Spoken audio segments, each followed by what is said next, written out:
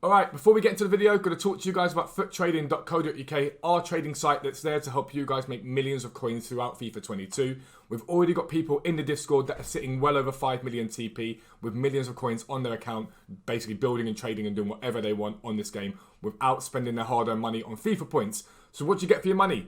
Tier 1, £10 gets you access to the low budget area across all platforms. You also get access to our trading areas for chem styles, that's anchors, hunters and shadows. And we just launched our icon area for you guys. Every single tradable icon is on there to help you guys trade with them and make millions. The access for tier 2 includes fluctuations. This is an area of the site that is incredibly overpowered. It tracks the market 24 hours a day. It shows you the low point on cards, the high point on cards, the average price that card has been at, and gives you guys an ideal price that you guys can go and buy that card at and flip it on for pretty much guaranteed profit. We don't say it lightly when we say you guys will make millions of coins if you utilize it. If you've already subbed, make sure you join the Discord. If you're debating subbing, join the Discord as well. It's completely free and you can talk to website subscribers directly and ask them what they think about the site.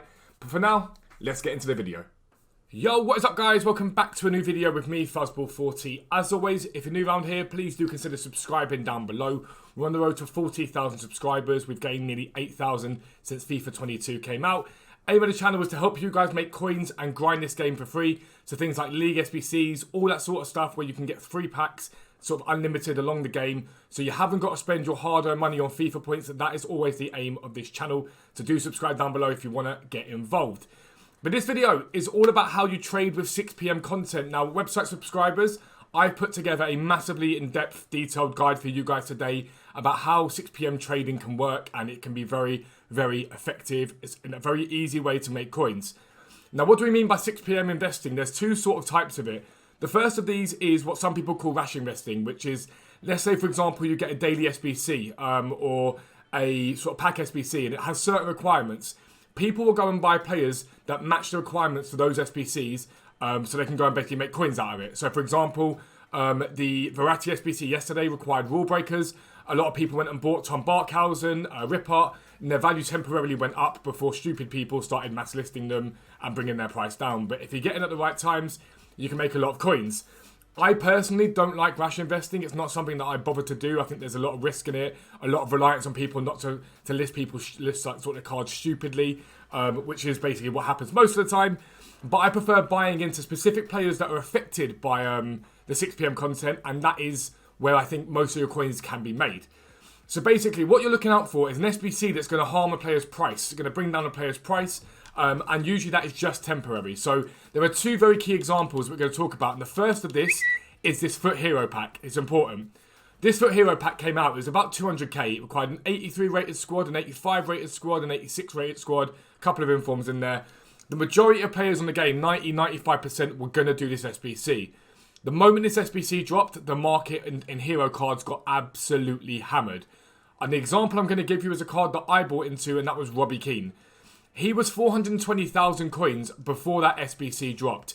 Within 15 minutes, he was down at 330,000 coins. He got absolutely hammered.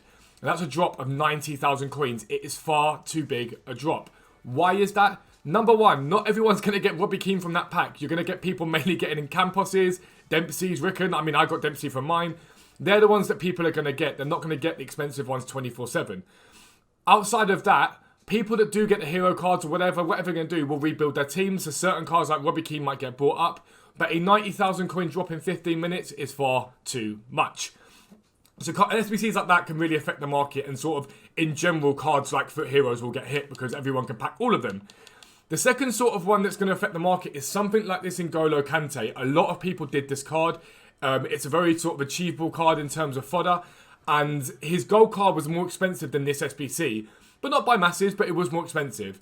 But the reason why these SBCs can do quite well is that a lot of people have random fodder in their clubs. So someone like this in N'Golo Kante is going to get done. A lot of people are going to do him, the extra pace boost on him.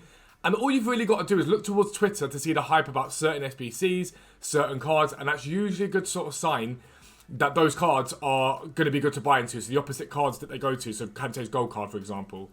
Now, the problem you have with this method is it's very hard to see what cards have done before. So I'm going to show you FootWiz right now, and we're going to go over FootWiz. I'll show you in 2 seconds. I'll be right back. We're going to go over FootWiz and see exactly what these cards did, and you'll realise it's very hard to read what it did previously. I'll be right back. Alright guys, so welcome to FootWiz. So let's start looking at Robbie Keane. If we look at his daily graph, for example, it's much of a muchness. So Sunday 434 was coming down in price, down to 400, 406. And so to the naked eye, you look at that and you go, he's not really dropped off that much at all. He sort of dropped by 30k over the course of the week, but there was no massive drop there.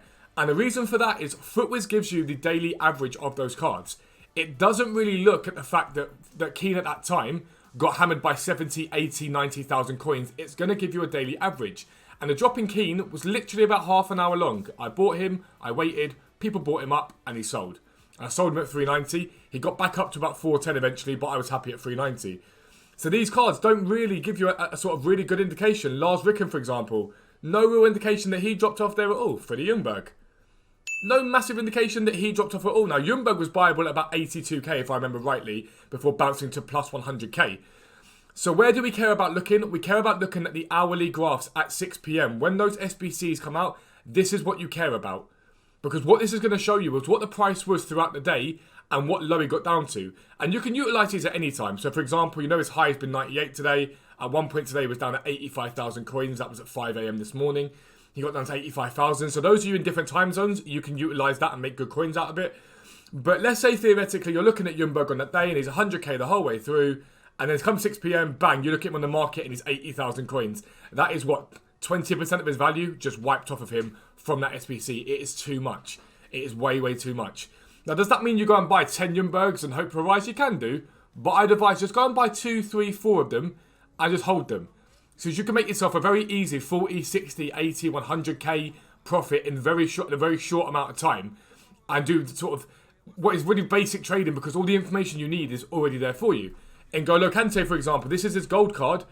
And again, you see a drop here and there's no real massive drop. But again, he got down quite low. So he got down to, I think, something like 310 and bounced back to about 340 before now steadily coming down in price. Most gold cards are doing that as a standard. They're dropping down in price. But he got down quite low.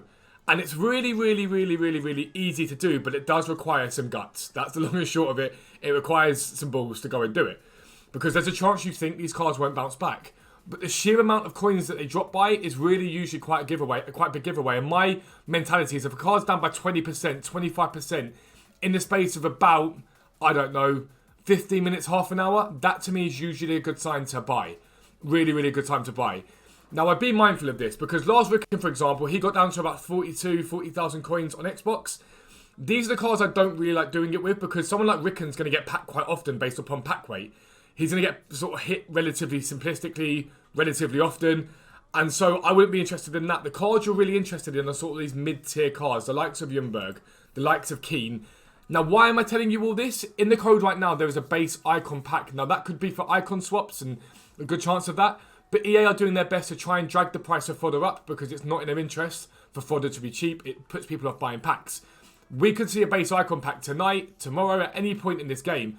And what you will see is base icons get absolutely hammered. Those cards will drop in price massively. All you've got to do is go to look at the icon market. So you might want to go, for example, on the game. You might have, I don't know, 750,000 coins. And you want to buy a few icons. You might go transfer market, and I give you advice. You can literally go quality, icon, and then like a max price of 200k. And then you can flick through. And what you're really looking for here is to get to sort of 58th minute, 59th minute. And just see what these cards are selling for on average. So you might see Nakata, for example, at 150 and go, okay, that's not a bad price on him. What you then do is head over to FootWiz and you type in Nakata here. And so the Nakata we're looking at is his 85. And you do his hourly graph. So you click on this, you say hourly graph. And if you see, for example, that he's been sat all day at 150 and bang, he's down at 120, you might go, hang on, there's a good buy point there. Because not everyone's going to get Nakata in that pack. Not everyone's going to get him. So people using Nakata might go and buy him back. So it gets down to 120. All you need is for that card to get back up again to something in the region of 130 to make profit, basically. Slightly lower that to make your coins back. And it's not hard to make your coins back. And if the drop's big enough, you're relatively safe. 20, 30,000 coins on something like that price, you would be 100% safe. So that is how to trade properly, in my opinion, with 6 p.m. content. Get involved in it. I do a lot of it live on stream on Twitch, so come over to Twitch and get involved. But if you're new around here, like I say, do subscribe down below. Drop a comment, drop a like. It means a lot to the channel. But for now, I'm out. Peace out. I'll speak to you soon.